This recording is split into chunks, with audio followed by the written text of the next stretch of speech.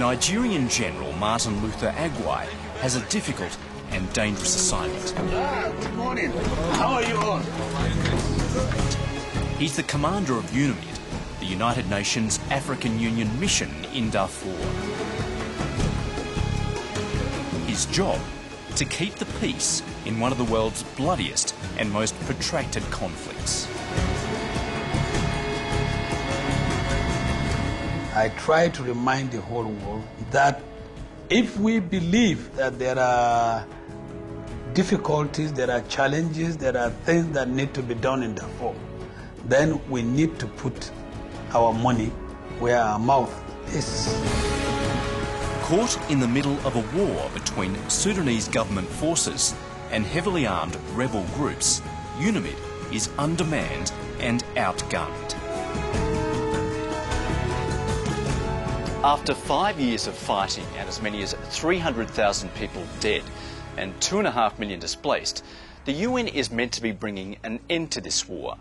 But the world's largest peacekeeping mission is bogged down and is unable to fulfil its mandate to keep the peace.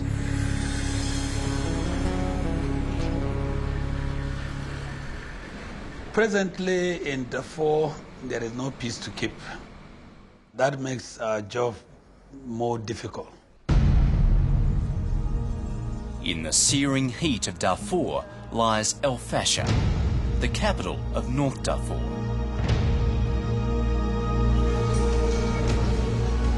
There's little sign here of the death and destruction that has ravaged this land. Life goes on. But El Fasher can't escape the crisis. On the city fringes, around 150,000 people have crammed into camps seeking refuge from the fighting. Almost 2 million people live in camps like this across Darfur.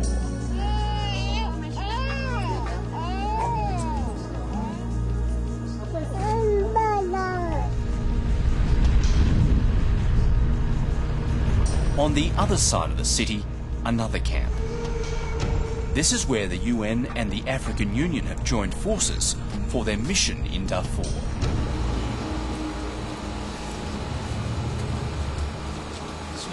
It's 9 a.m. and UNIMID Commander General Agwai convenes his daily security meeting. And in that area also, it seems that the fights did not stop, especially in the south. Reports of fighting have the General worried. The recent death of several of his peacekeepers has UNIMID on a high state of alert, one step away from full evacuation. Why don't you look at the experience of UNMISS? As commander, each day you keep hoping and keeping your fingers crossed that all the numerous patrols that we send outside all come back with no incident. But not every day you will be lucky. On the 8th of July, UNIMID suffered its worst day in Darfur. The UN suspects the Arab militia group Janjaweed ambushed a convoy of soldiers and policemen on its way back from a patrol. 7 peacekeepers were killed and 22 injured in a fight that lasted more than 2 hours. With no air support, they were sitting ducks. If we have to attack helicopters, that would have definitely been a super bonus because we would have been able to shift the fire on them and maybe save more lives. With no helicopters, UNIMID is unable to counterattack, and the warring parties know it. We're now being targeted. We're now being pulled in as part of the conflict. And sadly, a lot of them have to pay the supreme sacrifice of losing their lives. I want to assure the whole international community that to those who think they can perpetuate this act and discourage us from our mission, I will say they will fail.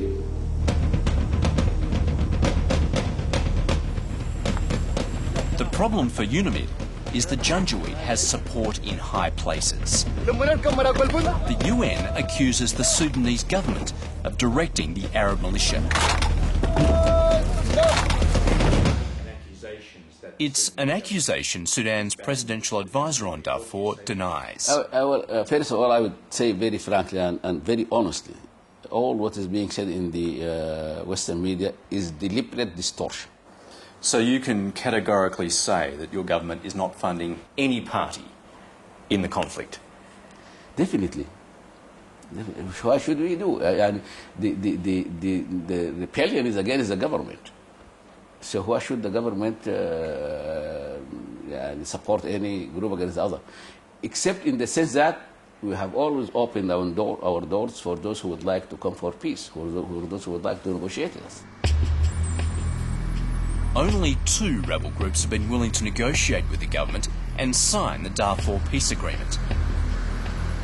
Many more groups have dug in and refused to negotiate. That's turned Darfur into a diplomatic minefield for General Agwai. Not all the actors, not all the stakeholders signed the agreement. So it becomes very difficult for you on the ground to try to enforce any peace agreement. From the air, the enormity of General Agwai's problem is clear.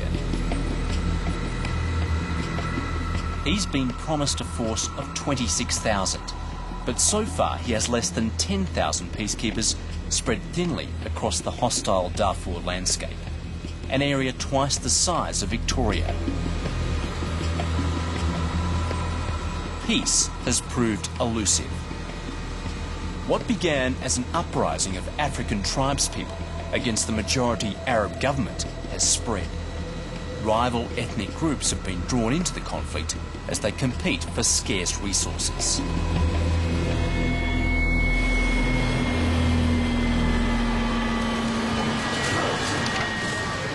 The UNAMID commander has come to Umbaru in the far west of Darfur to see how some of his troops are faring. I just want to use this opportunity to thank all of you for all the good work you have been doing in the mission area. Your company commander... This is home for a company of Senegalese soldiers. Difficulties that you are facing. It's oppressively hot and dusty, and their commander wants to make their camp a little more comfortable. I want everybody should plant 1 tree before you finally leave here. Good. Boosting morale comes easily to the general. Who is the champion? Good. Right. Okay, merci. The distance between UNAMID's peacekeepers desperately need backup, and the commander and his staff are battling to make it happen. You spoke about needing tyres and batteries for your 4x4s and the trucks. Yes. What are your APCs like? We have 4 APCs here. 3 are working, not very properly but acceptable, and 1 didn't work, but can move a little bit here around the camp only. One thing's for sure, new armoured personnel carriers will not be arriving quickly. Equipping UNAMID troops in Darfur is a logistical nightmare. Yes. The isolation of the area is one of the key problems. It's 2,220 kilometres from the port. You can't get further from the sea. And so it is difficult to move the kit down that route. We've got good roads to the halfway point, and after that it deteriorates into what you and I would recognise as tracks across country. And not all the lorries, the trucks can cope with those roads, and it's taking a lot longer for us than we had anticipated in these conditions.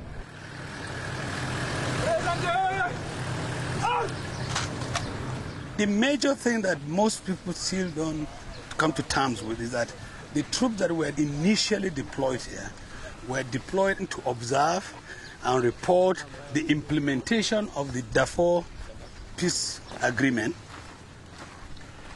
It became easier to deploy this way, lightly equipped, and to be able to move around, believing that there is a peace to keep. But things have turned out to be different. Okay, let's go.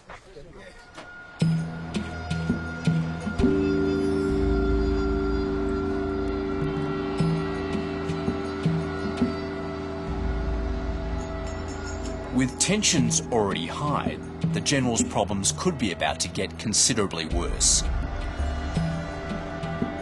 The International Criminal Court's prosecutor wants Sudanese President Omar al-Bashir arrested and tried for war crimes in Darfur.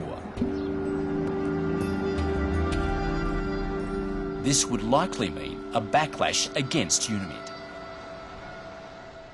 ICC is a political instrument, and that they are playing with fire, and that this is destabilizing not only Sudan, but the whole region. Could you guarantee the safety of UNAMID if President Bashir is indeed indicted?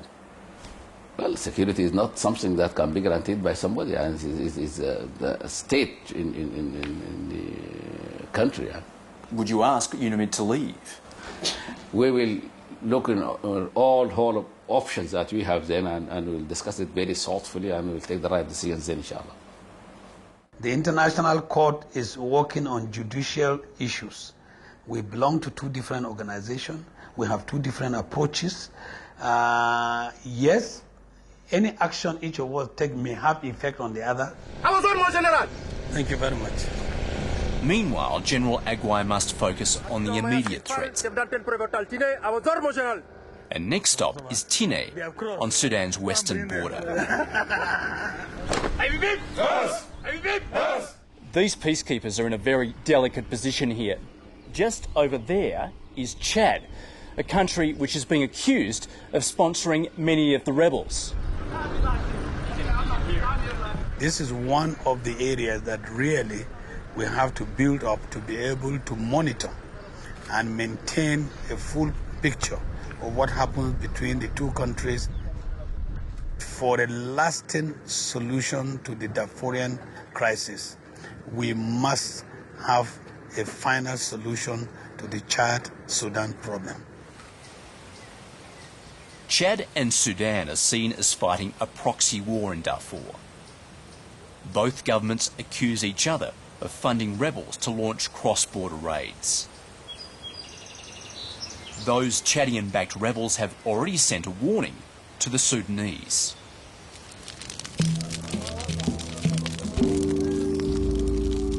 Earlier this year, the conflict in Darfur came to the capital for the first time, when rebels launched an audacious attack here in Khartoum. Their aim was to seize power. The Sudanese army repelled the rebels.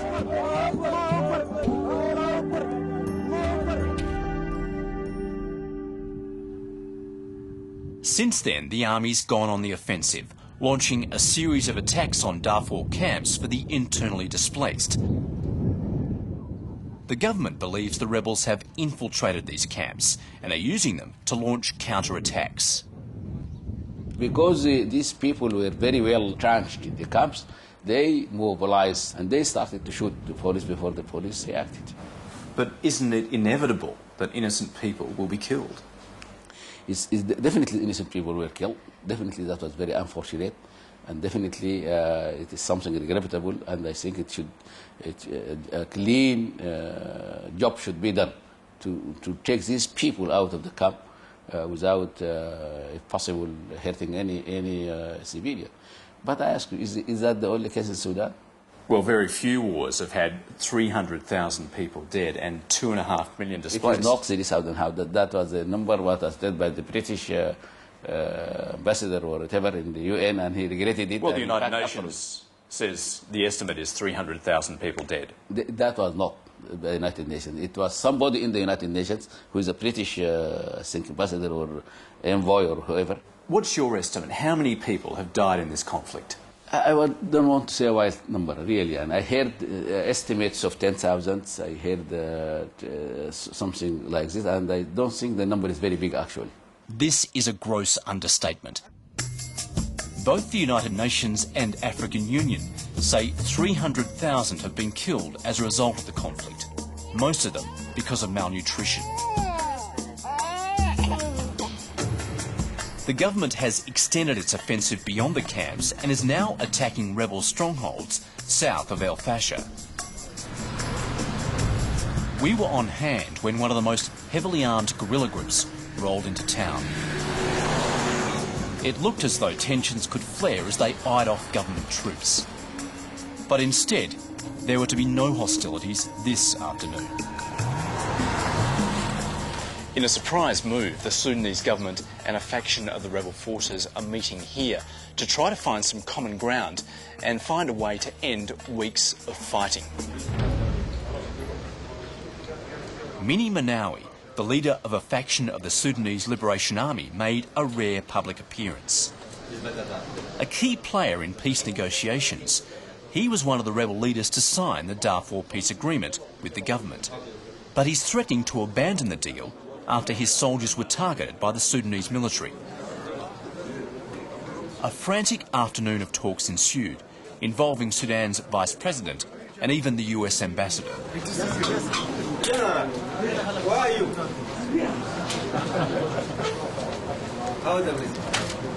Mini Manawi may be openly friendly with UNAMID's commander, but behind the general's back, his faction is highly critical of UNAMID's role. Unfortunately, up to date, UNAMID cannot do anything. They cannot protect themselves. How do you think that to protect the civilians here? Ismail Hashim, the president of Mini Manawi's political party, believes UNAMID is little more than a government puppet. They don't have any independent decision for themselves, you know. The government is directing them as they like. Actually, I cannot see any benefit from the UNAMID in this place. I don't think so.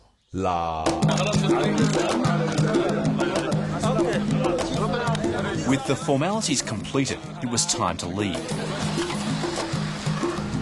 Rebel militiamen and government troops leading a wild ride through El Fasher before storming the airport.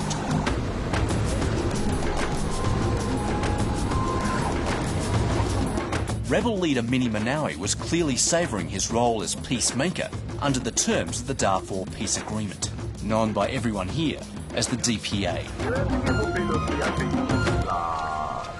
What was the result of those talks? Activation of the DPA agreement. Whenever there is any activation, we will come back. So you're quite happy with the government stance now? You're happy with what the government are doing? Yes, we hope to be happy if they are serious. Do you think that's the end of the conflict as far as you're concerned? I don't think that this will end, because the ending of the conflict, there is many things. It has to be started. Negotiation and goodness, and also willingness of the progress of the DPA. Mini Manawi has returned to his people with hope that they may be spared further bloodshed. It's a hope shared by General Agwai. Are you pleased with the way that developed? Yes, well, things are positive. It's better to do too much talking than fighting. The more people talk, the more they will come to terms, they will narrow their differences, and the more they will come to an agreement. When we spoke to Mini Manawi's faction this morning, they were saying they're disappointed that UNAMID hasn't been able to do more. Have they expressed that to you? It depends on who you talk to and what perception people have. And I love when I hear everybody criticizing us. That means we are neutral.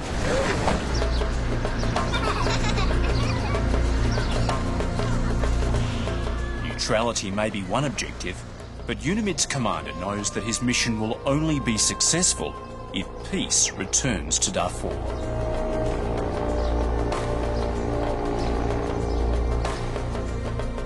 If you are lucky, you come out as a hero. If you are not lucky, you come out with the whole world blaming you. That is clear. That is absolutely clear.